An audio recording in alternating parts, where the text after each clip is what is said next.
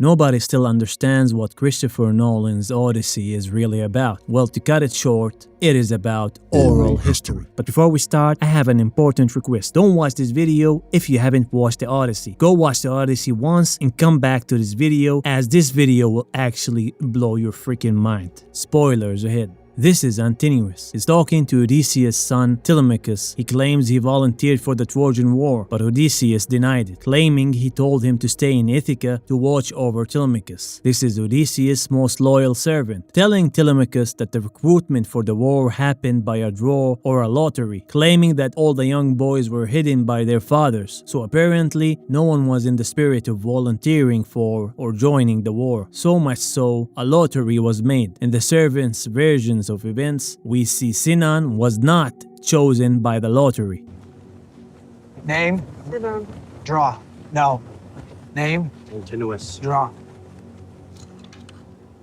Yes. But Antinous was. For Sinan, we hear no, which means no, he is not chosen for the war. And for Antinous, yes, means yes, he is chosen. Notice that Antinous' name was about to be recorded in a logbook of some kind here, which means he is going for the war by a lottery. This is the servant's account. Notice at the same time a sudden cut happens. By lots?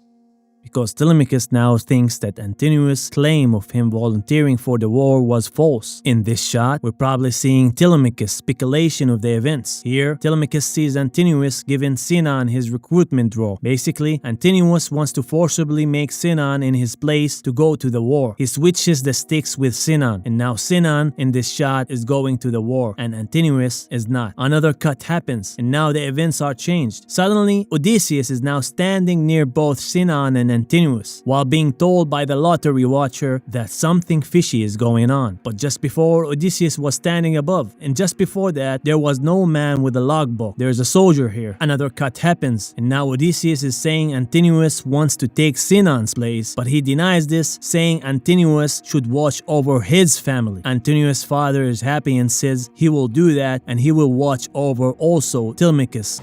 Your boy's trying to take Sinan's place. I'm not gonna let him. He needs to stay here, take care of his family. You can watch over your boy too. Of course. Odysseus casually confirms, but never talks to Antinous. Here, we are seeing Odysseus' point of view, asking Sinan why he has volunteered for the war. Sinan claims that Odysseus does not remember well how he joined the war. He claims that he begged to take Antinous' place, and that Antinous was called for the war. Not a lottery, not volunteering, but he was called for the war by name. Odysseus then backpedals and says, "Why did you have to volunteer?" Don't you remember how I came here? I begged to take Antinous' place. He'd been called. He offered money for your family if you take his place.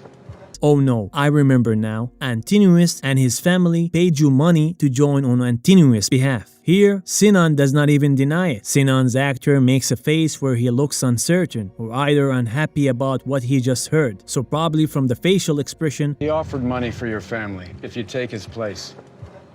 If the Trojans don't let me live, we can see denial or either uncertainty of the events. But again, here, the ghost of Sinan is telling Odysseus that Sinan's father died poor, begging Antinous for scraps. Odysseus says, "Did Antinous cheat you, not give you the money?" Drawing for the watcher a line of events where Odysseus really heard Antinous and his family paying Sinan money to join on their son's behalf. But the ghost of Sinan here says his father died poor and begging.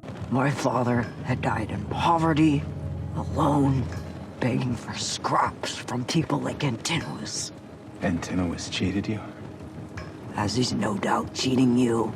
Earlier, this line of events was different, as Sinan, as per himself, volunteered on behalf of Antinous. All of this creates a never-ending loop of speculations and many versions of events that no one might ever know the truth about anything. Did Antinous really volunteer to join the war? Did he even volunteer on Sinan's behalf? Does he even know Sinan? Was the recruitment for war by force or by a lottery? Did Sinan really volunteer for the war on the behalf of Antinous? Did Antinous and his father pays Sinan to join the war on Antinous' behalf. What is Odysseus' take on the recruitment in his providence? Was it designed as a lottery or by force? Was it by him or not? We don't know any answers to these questions. We don't know what line of events to follow. Everyone is retelling his point of view, and this makes it very important for the viewer to assess what he hears, as any of this might be wrong or true.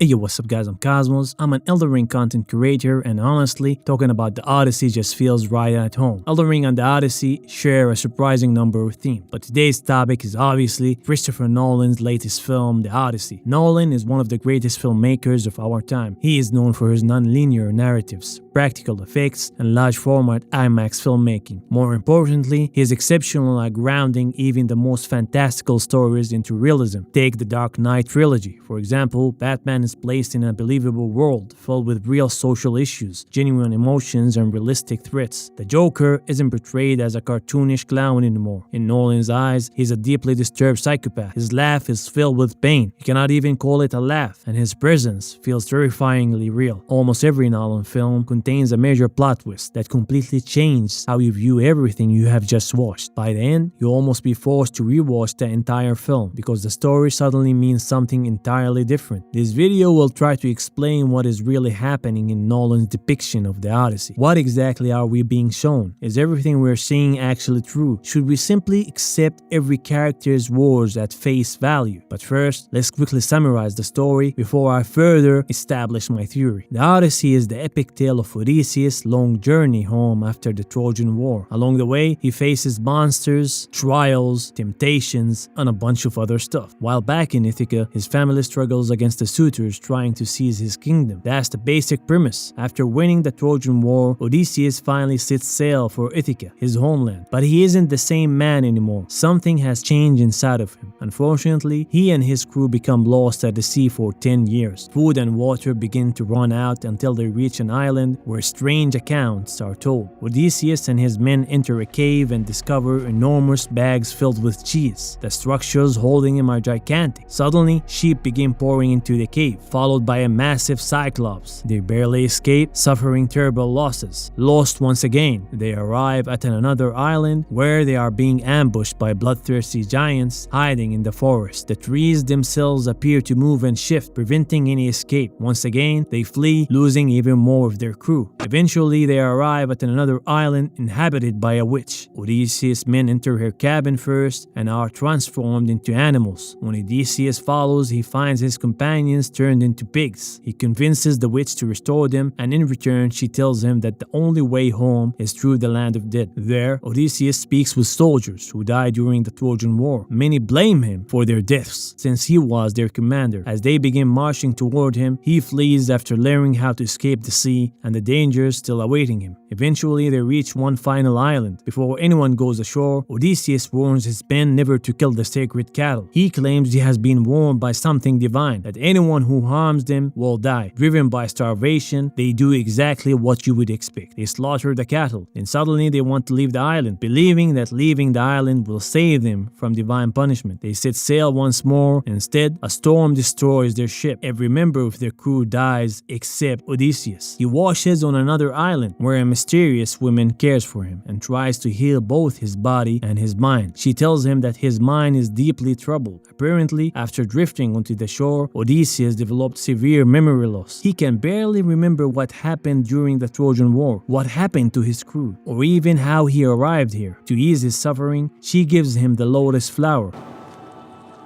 You ate it so willingly.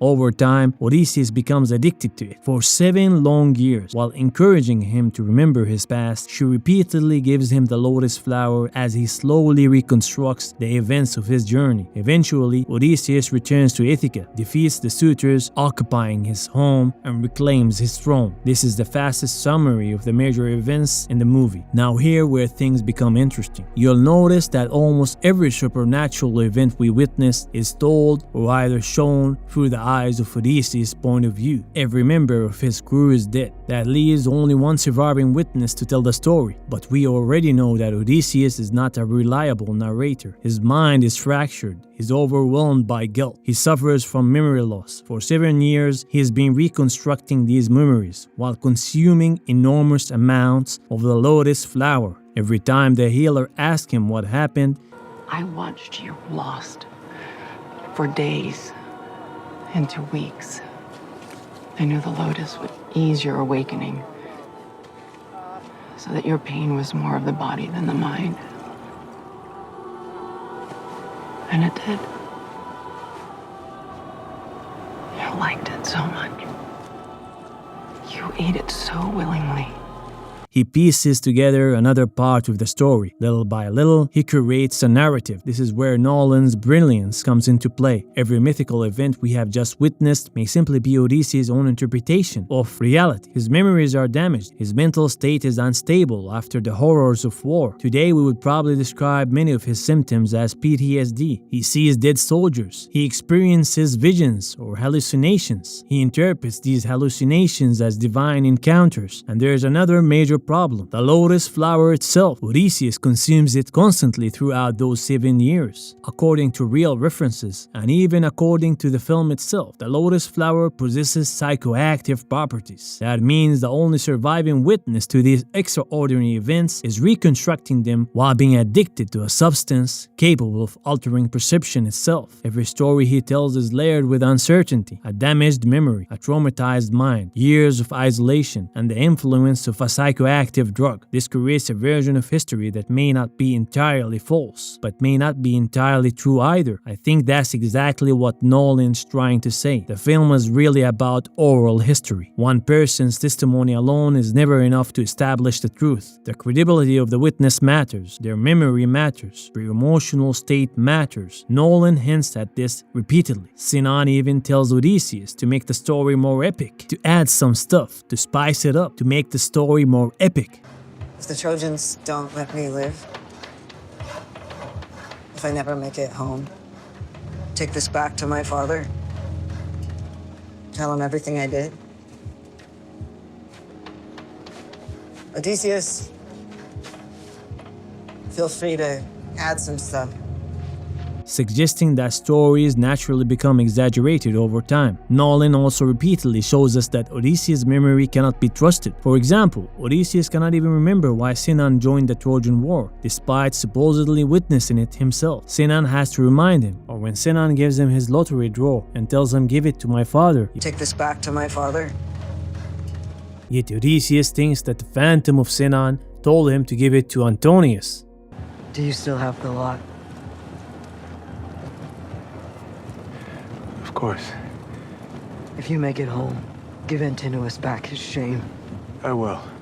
And that's when the film quietly reveals its biggest plot twist. Every major event exists in multiple versions. Every character remembers it differently. Sometimes these differences are caused by emotion, sometimes by personal bias, sometimes simply because memory itself isn't perfect. Throughout the film, everyone is telling their own version of the same story. No one necessarily has to be lying. People simply remember events differently. As time passes, memories change, stories evolve, and if one survivor remains to tell history, how can we ever know whether what we are hearing is the truth? Man was created forgetful.